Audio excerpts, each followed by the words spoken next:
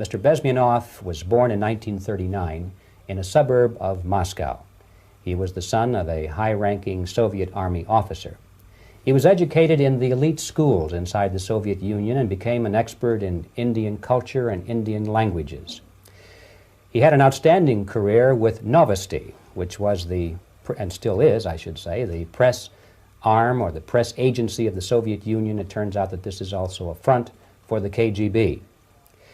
He escaped to the West in 1970 after becoming totally disgusted with the Soviet system, and he did this at great risk to his life. He certainly is one of the world's outstanding experts on the subject of Soviet propaganda and disinformation and active measures. Well, you spoke several times before about ideological subversion. That is a phrase that I'm afraid some Americans don't fully understand. When the Soviets use the phrase ideological subversion, what do they mean by it?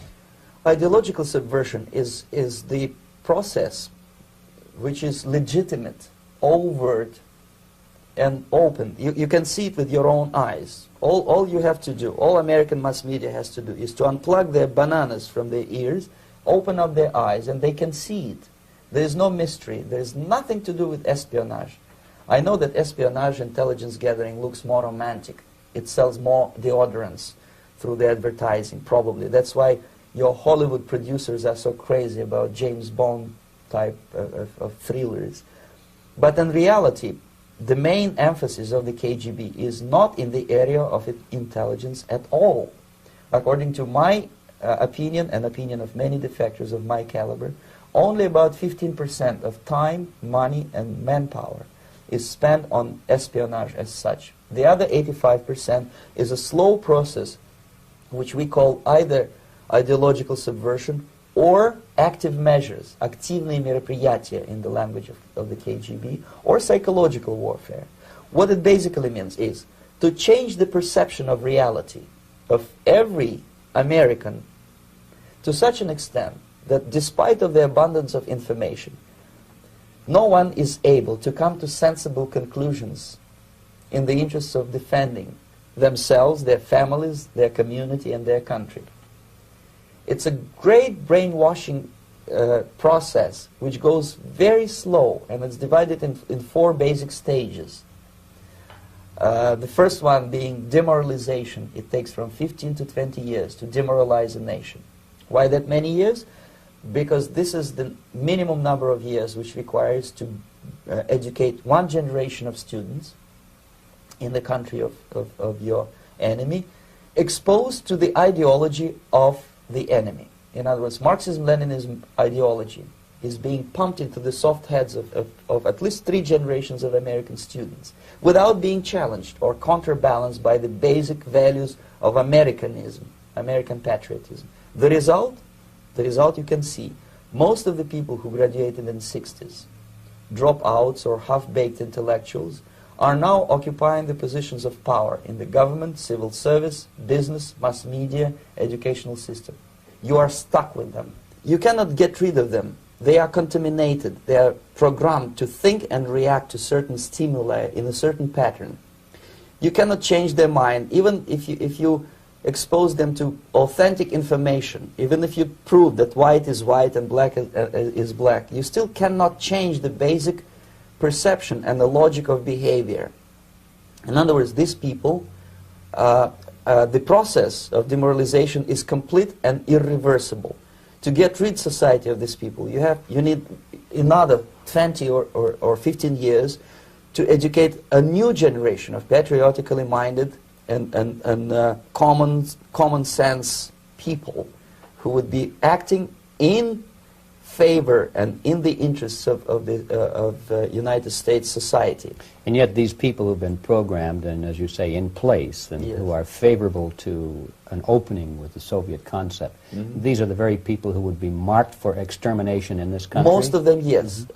Simply because the psychological shock when they will see in future what the beautiful society of equality and social justice means in practice, obviously they will revolt. They will be very unhappy, frustrated people. And the Marxist-Leninist regime does not tolerate these people. Obviously they will join the links of dissenters, dissidents. Yes. Unlike in present United States, there will be no place for dissent in future Marxist-Leninist America. Here you can get popular like Daniel Ellsberg and filthy rich like Jane Fonda for being dissident, for criticizing your Pentagon. In future, these people will be simply squashed like cockroaches. Nobody is going to pay them nothing for their beautiful, noble ideas of equality. This they don't understand, and it will be greatest shock for them, of course. The demoralization process in the United States is basically completed already. For the last 25 years. Actually, it's overfulfilled, because demoralization now reaches such areas where previously not even Comrade Andropov and all his experts would even dream of such a tremendous success. Most of it is done by Americans to Americans, thanks to lack of moral standards. As I mentioned before, exposure to true information does not matter anymore. A person who was demoralized is unable to assess true information. The facts tell nothing to him. Even if I shower him with information, with authentic proof, with documents, with pictures, even if I take him by force to the Soviet Union and show him concentration camp, he will refuse to believe it until he is going to receive a kick in his fat bottom. When a military boot crashes his, then he will understand, but not before that. That's the tragic of the situation of demoralization. So basically America is stuck with demoralization, and unless, even if you start right now, here, this minute, you start educating new generation of Americans, it will still take you 15 to 20 years to turn the tide of ideological perception of reality back to normalcy and patriotism. The next stage is destabilization. This time, subverter does not care about your ideas and the patterns of your consumption. Whether you eat junk food and get fat and flabby, it doesn't matter anymore. This time, and it takes only from 2 to 5 years to destabilize a nation, what matters is essentials: economy, foreign relations, defense systems. And you can see it quite clearly that in some areas, in such sensitive areas as defense and economy, the influence of Marxist-Leninist ideas in the United States is absolutely fantastic. I could never believe it 14 years ago when I landed in this part of the world, that the process will go that fast. Your leftists in the United States, all these professors and all these beautiful civil rights defenders, they are instrumental in the process of the subversion only to destabilize the nation. When their job is completed, they are not needed anymore. They know too much. Some of them, when they get disillusioned, when they see that Marxist-Leninists come to power, obviously they get offended. They think that they will come to power. That will never happen, of course. They will be lined up against the wall and shot. But they may turn into the most bitter enemies of Marxist-Leninists when they come to power. And that's what happened in Nicaragua. You remember most of these former Marxist-Leninists were either put to prison or one of them split, and now he's working against Sandinistas. It happened in Grenada when Maurice Bishop was already a Marxist. He was executed by a new Marxist who was more Marxist than this Marxist.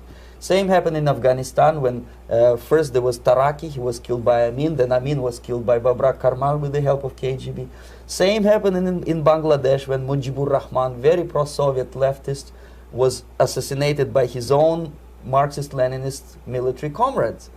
It's the same pattern everywhere. The next stage, of course, is crisis. It may take only up to 6 weeks to bring a country to the verge of crisis. You can see it in Central America now. And after crisis, with a violent change of power, structure, and economy, you have so-called the period of normalization. It may last indefinitely. Normalization is a cynical expression borrowed from Soviet propaganda. When the Soviet tanks moved into Czechoslovakia in '68, Comrade Brezhnev said, "Now the situation in brotherly Czechoslovakia is normalized." This is what will happen in the United States if you allow all these schmucks to bring the country to crisis, to promise people all kind of goodies and the paradise on earth, to destabilize your economy, to eliminate the principle of free market competition, and to put a big brother government in Washington, D.C., with benevolent dictators like Walter Mondale, who will promise lots of things, never mind whether the promises are fulfillable or not. He will go to Moscow to kiss the bottoms of new generation of Soviet assassins, never mind. He will create false illusions that the situation is under control. Situation is not under control. Situation is disgustingly out of control. Most of the American politicians, media, and educational system trains another generation of people who think they are living at a peacetime. False.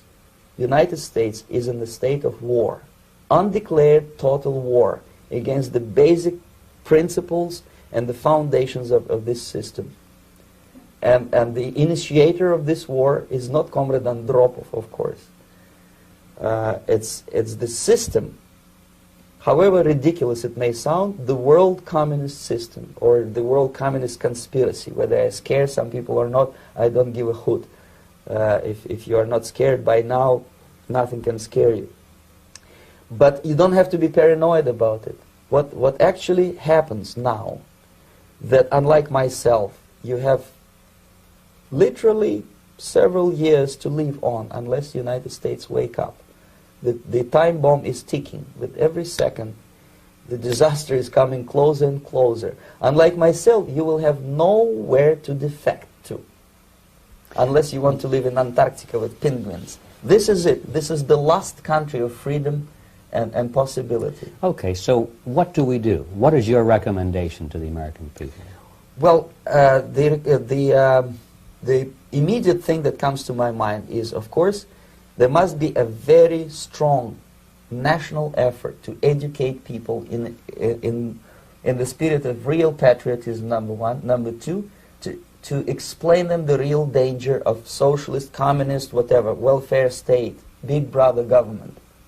If people will fail to grasp the impending danger of that development, nothing ever can help United States. You may kiss goodbye to your freedom, including freedoms to homosexuals, to prison inmate. All this freedom will vanish, evaporate in 5 seconds, including your precious lives.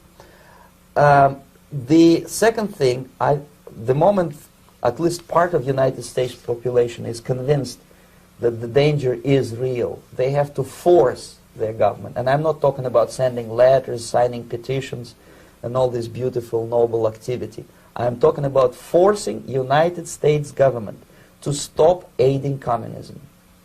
Because there is no other problem more burning and urgent than to stop the Soviet military-industrial complex from destroying whatever is left of the free world. And it is very easy to do. No credits, no technology, no money, no political or diplomatic recognition, and of course no such idiocy as grain deals to USSR. The Soviet people, 270 million of Soviets, will be eternally thankful to you if you stop aiding a bunch of murderers who sit now in Kremlin and whom President Reagan respectfully calls government. They do not govern anything, least of all such complexity as the Soviet economy. So basic, two very simple, maybe two simplistic answers or solutions, but nevertheless they are the only solutions. Educate yourself, understand what's going on around you. You are not living at a time of peace. You are in a state of war. And you have precious little time to save yourself. You don't have much time, especially if you are talking about young generation.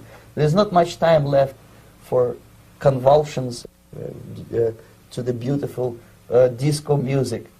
Very soon it will go, just overnight. If we are talking about capitalists or wealthy businessmen, I think they are selling the rope on which they will hang very soon.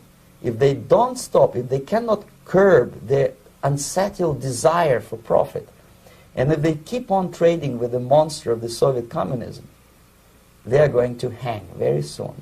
And they will pray to be killed, but unfortunately they will be sent to Alaska probably to manage industry of slaves. It's simplistic. I know it sounds unpleasant. I know Americans don't like to listen to things which are unpleasant. But I have defected not to tell you the stories about such idiocy as microfilm, James Bond type espionage. This is garbage. You don't need any espionage anymore. I have come to talk about survival. It's a question of survival of this system. You may ask me, what is it in for me? Survival, obviously, because unlike, as I said, I am now in your boat. If we sing together, we'll sing beautifully together.